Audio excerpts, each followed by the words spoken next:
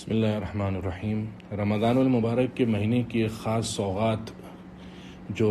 دوسرے مہینوں میں نہیں ہے، وہ ان میں سے ایک صلاۃ التراویح ہے، یعنی تراویح کی نماز۔ یہ تراویح کی نماز انتہائی بابرکت نماز ہے اور یہ نماز اللہ کے بہت قریب کرتی ہے، لیکن بدقسمتی سے ہمارے ہاں بر صغیر میں اور شاید دوسرے ممالک کے اندر اس تراویح کی نماز کو ایک رسم سمجھ لیا گیا ہے اور اس کو عبادت کے آہستہ آہستہ عبادت کے دائرہ کار سے نکالا جا رہا ہے۔ ایک زمانہ تھا کہ 27 رمضان 29 رمضان تک تراویح ہوتی تھی، آہستہ آہستہ یہ تراویحاں کے روزے ختم ہونے شروع ہوئے کہ تراویح کتنے روزہ ہو، 27 روزہ سے 20، پھر 15، پھر 10، اب سنا ہے کہ 6 روزہ 3 روزہ، یہ سب تراویح بھی معمول بن گیا ہے۔ یہ ہوا اس لیے کہ بدقسمتی سے ہم نے اس کو عبادت کے دائرہ کار سے نکال دیا۔ حالانکہ تراویح کی نماز بخاری اور مسلم کی حدیث ہے، اور مسلم شریف کے الفاظ میں جو حدیث ہے وہ اللہ کے نبی صلی اللہ علیہ وسلم نے فرمایا، من قام رمضان ایمانا و احتسابا غفر له ما تقدم من ذنبه، کہ جو رمضان کے مہینے میں تراویح میں اس نے قیام کیا اور ایمان کی حالت میں کیا اور ثواب کی امید رکھ کر کیا کہ مجھے اس عمل پر مل کیا رہا ہے، اس نیت سے کیا تو غفر له ما تقدم من ذنبه، اس کے پچھلے گناہ معاف کر دیے جاتے ہیں۔ اتنی بڑی فضیلت ہے۔ آپ صلی اللہ علیہ وسلم نے فرمایا، مشکات میں حدیث ہے، اقرب ما یکون العبد من ربی وهو ساجد، انسان اپنے اللہ کے سب سے زیادہ اگر اپنائیت اور قریب کا رشتہ ہے وہ حالت سجدہ کا ہے۔ اور سورہ علق کے اندر قرآن مجید میں اللہ کا ارشاد واضح الفاظ میں موجود ہے کہ اگر قرب چاہتے ہو تو سجدہ کرو، کیونکہ سجدے کے اندر انسان اللہ کے سامنے سربسجود ہو کر انتہائی عاجزی، پستی اور تذلل اور محتاجی کی کیفیت میں اللہ کے سامنے سربسجود ہوتا ہے، اور سجدے میں جانے سے پہلے اللہ کی کبریائی کا نعرہ اللہ اکبر لگاتا ہے، سجدے سے اٹھ کر اللہ اکبر لگاتا ہے، پھر سجدے میں گویا اللہ کے دربار میں اپنا سر اس اللہ کی دربار کی چوکھٹ پر رکھ کر سبحان ربی الاعلیٰ اللہ کی کبریائی کا نعرہ بلند کرتا ہے، اللہ کی پاکی بیان کرتا ہے۔ تو یہ تراویح کی نماز کے اندر 40 سجدے اللہ نے اضافی دیے ہیں۔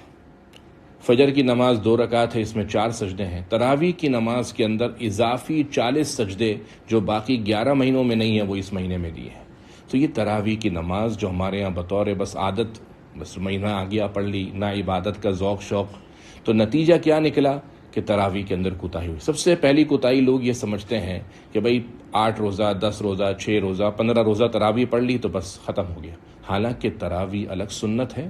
اور قرآن مجید کا ختم کرنا الگ سنت ہے۔ جب تک قرآن مجید ایک ہے، قرآن مجید کی تکمیل یہ الگ سنت ہے جو 6 روزہ 8 روزہ 10 روزے میں پوری ہے، لیکن پورے ماہ رمضان میں چاند دیکھنے سے لے کر اگلے عید کے چاند دیکھنے تک تراویح پڑھنا یہ الگ سنت ہے۔ ایک سنت تو پوری کر دیتے ہیں کہ ہم نے قرآن مکمل سنا دیا سن لیا، لیکن دوسری سنت میں مسجد سے غائب ہو جاتے ہیں۔ تو اس میں کچھ ایسی غلط فہمیاں ہیں جو میں آپ حضرات کے سامنے پیش کرنا چاہتا ہوں۔ سب سے بڑی غلط فہمی یہ ہے کہ اس وقت ہم چونکہ ہمارے ہاں ایک رواج ہے 3 روزہ 6 روزہ 8 روزہ 10 روزہ، اس سے انسان جہاں تک ہو سکے اسی وقت ان کے پیچھے ایسے ائمہ کے پیچھے تراویح پڑھے جو حضرات ان کم روزہ سنانے کے ساتھ ساتھ صاف ستھری اور الفاظ کے مخارج کی صاف ادائیگی کے ساتھ تراویح پڑھتے ہیں۔ ایسی تراویح نہیں کہ 8 روزہ 6 روزہ پڑھ لی اور صرف یعلمون تعلمون سمجھ میں آ رہا ہے۔ یہ تراویح کا مذاق ہے، اور یہ باتیں ہماری کوئی میری اپنی نئی علماء سے سنی ہیں، کتابوں میں لکھی ہیں کہ یہ کتاب اللہ کے قرآن کی گویا حقارت ہے، اللہ کے قرآن کا مذاق اڑایا جا رہا ہے۔ بلکہ اب تو یہ سننے میں آتا ہے، یہ کہہ دیا جاتا ہے کہ فلانا بندہ تو اتنی پڑھاتا ہے اور جلدی ختم کر دیتا ہے۔ تو بس یہ ایک رواج بن گیا، اس وجہ سے انتہائی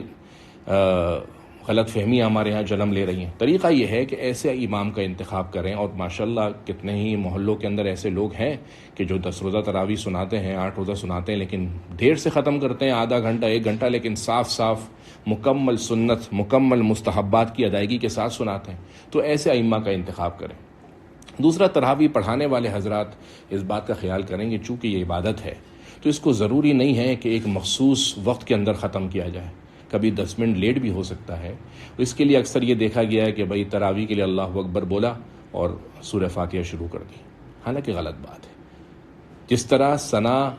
سبحانک اللہم و بحمدک عام نمازوں میں پڑھنی ہے، اسی طریقے سے تراویح میں بھی پڑھنی ہے۔ اعوذ باللہ بسم اللہ امام کو عام نمازوں میں پڑھنی ہے، فرض نماز میں تو تراویح میں ہی پڑھنی ہے، لیکن ہمارے ہاں یہ ہے کہ تراویح پڑھانے والا عموماً اللہ اکبر کہہ کے نہ ثنا کا ٹائم دیا، نہ اس نے اعوذ باللہ پڑھا، نہ بسم اللہ پڑھا، الحمدللہ رب العالمین سورہ فاتحہ شروع کر دی۔ یہ انتہائی غلط طریقہ ہے۔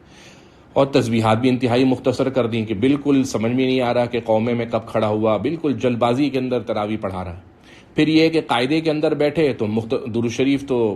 دعا تو بالکل بہت کم ائمہ ہیں جو دعا پڑھتے ہیں، ورنہ دعائیں پڑھنا چھوڑ دی ہیں، درود شریف لوگوں نے پڑھنا چھوڑ دیا۔ حالانکہ یہ کوئی بھاگنے والی عبادت نہیں ہے، یہ اللہ کا قرب حاصل کرنے والی عبادت ہے۔ اگر اس کے اندر کہیں 10 منٹ زیادہ لگ جائیں تو اس کے اندر پریشان نہ ہو، بلکہ یہ سمجھیں سب اللہ کی راہ میں تو جا رہا ہے، یہ عبادت ہو رہی ہے، کوئی رسم پوری نہیں کر رہے کہ جس نے جتنی جلدی پڑھا دی وہ اتنا جلدی فارغ ہو گیا اور وہ کہے کہ میں تو کامیاب ہو گیا۔ نہیں،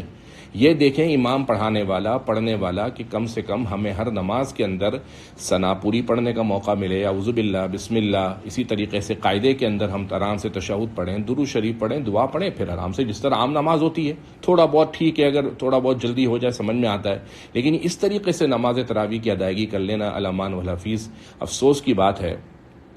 کہ بالکل جلد بازی کے اندر نہ ثنا پڑھی، نہ تعوذ، نہ تسمیہ، درود شریف پڑھا نہیں پڑھا، رب اجعلنی مقیم الصلاۃ یا جو بھی آخر کی دعا ہے وہ پڑھی نہیں پڑھی، اس سے بہت احتیاط کرنی چاہیے، اللہ محفوظ رکھے۔ دوسری بات یہ ہے کہ چونکہ ہمارے محلوں کے اندر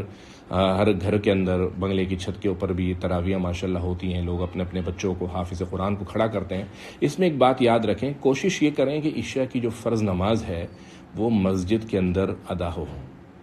کیونکہ رمضان کے اندر ہر عمل کا ثواب بڑھ رہا ہے۔ تو جماعت سے بغیر نماز، آپ کی مسجد کے اندر جو بھی نماز ہو جماعت سے ہو مسجد میں، پھر مسجد سے آپ جماعت سے نماز پڑھ کر اپنے اپنے گھر میں جا کر، جو بندہ گھر میں پڑھ رہا ہے تراویح وہ گھر میں پڑھ لے، جو کسی اور نے کوئی جگہ لی ہوئی ہے اس پر پڑھ لے، لیکن کوشش یہ ہو کہ جو عشاء کی فرض نماز ہے وہ مسجد، باقاعدہ مسجد کے اندر امام کے پیچھے پڑھ کر پھر اپنی نماز کے لیے جایا جائے۔ لیکن اگر کوئی شخص مسجد دور ہے یا محلے کے اندر کوئی اور ایسا مسئلہ ہے، آنے جانے کا مسئلہ ہے، اور اگر وہ گھر کے اندر بھی یا کہیں اور بھی اپنی نماز پڑھ لیتا ہے تو جماعت کا ثواب تو مل جائے گا، لیکن اتنی بات ضرور ہے کہ مسجد کے ثواب سے محروم ہوگی۔ یہ چند باتیں ہیں جو آپ حضرات کو بتانی ہیں۔ ہر تراویح پڑھانے والا، ہر تراویح پڑھنے والا اس بات کو ضرور اپنے ذہن میں نوٹ رکھے کہ آیا وہ کس امام کا انتخاب کر رہا ہے۔ تراویح پڑھانے والا بھی سوچے کہ میں بس محض رسمی طور پر قرآن پورا کر لوں، یہ اچھی بات نہیں ہے، بلکہ مجھے عبادت اللہ کے سامنے کھڑے ہونے میں مزہ اور لطف محسوس ہو، اور یہ ایسا نہیں ہو کہ بس میں جلدی جیسے چاہا پڑھ لیا، بلکہ تمام